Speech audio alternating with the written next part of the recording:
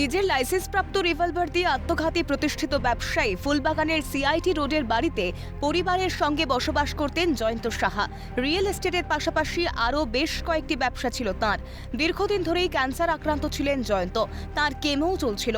শনিবার বাড়ির পরিচারকের সঙ্গে একাই ছিলেন তিনি। ছেলেরা কাজের কারণে বাড়ির বাইরে ছিলেন। দুপুর ৩টে নাগাদ একাই বাড়ির ছাদে যান। দীর্ঘক্ষণ তাকে দেখতে না পাওয়ায় খোঁজ শুরু হয়। খবর দেওয়া হয় তাঁর ছেলেদের। অবশেষে বাড়ির ছাদে গিয়ে রক্তাক্ত অবস্থায় পড়ে থাকতে দেখেন জয়ন্ত সাহাকে। দেহের পাশেই পড়েছিল রিভলভার। নিজের রিভলভার দিয়েই আত্মঘাতী বলে প্রাথমিক অনুমান। পরিবার সূত্রে খবর, চলতি বছরের মার্চ মাসে জয়ন্ত সাহার স্ত্রী মারা যান। তারপর থেকেই মানসিক অবসাদে ভুগছিলেন। কিন্তু তার পরিণতি এই রকম হবে তা ভাবতে পারেনি পরিবারের কেউই।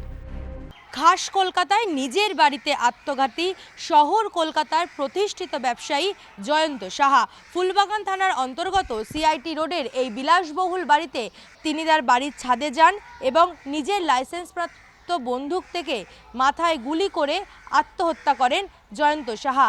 সেপ্টেম্বরের পর থেকে অক্টোবর থেকে উনি ক্যান্সার পেশেন্ট ছিলেন।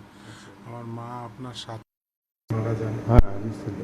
তো তারপর থেকে যা হয় এতদিনকার সাথী, আচ্ছা ডিপ্রেশনের মধ্যে, আচ্ছা সেটা যে এইরকমভাবে উনি স্টেপ নেবে, अच्छा এটা তো কেউ জানে। हम लोग बाबू लोग को चांद का सब कुछ करवाया, तो बाबू लोग तुम लोग काम कर जाओ।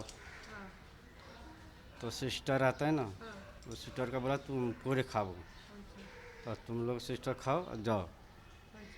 तो अरे की बोलो हम देख लेना, हम तो काज कर हम देखो केना ऊपरे देख लेना। हम ये चलो तो पड़ा हुआ था, सब कुछ वहाँ रखा हुआ था, बंदूक हमको नज़र पड़ गया, वहाँ पर बंदूक रखा हुआ था। এবার কি করতেন সেটা আমি জানি, রিয়েল এস্টেট ছিল এইটুকু জানি। अच्छा আমি ঠিক কিচ্ছু বলতে পারবো না। মানে আমরা হঠাৎই সাডেন খবর পেয়েছি, তারপরে পুলিশ এসে আসলে আমরা যেতে হবে ये बंदूक चलिए মেবি ঠিক আমরা খবরটা জানি না। ঘটনাস্থলে পুলিশ পৌঁছে দেহটি উদ্ধার করেন এবং রিভলভারটি বাজেয়াপ্ত করে। তবে সত্যিই মানসিক অবসাদ থেকে আত্মহত্যা নাকি অন্য কিছু, তদন্তে পুলিশ।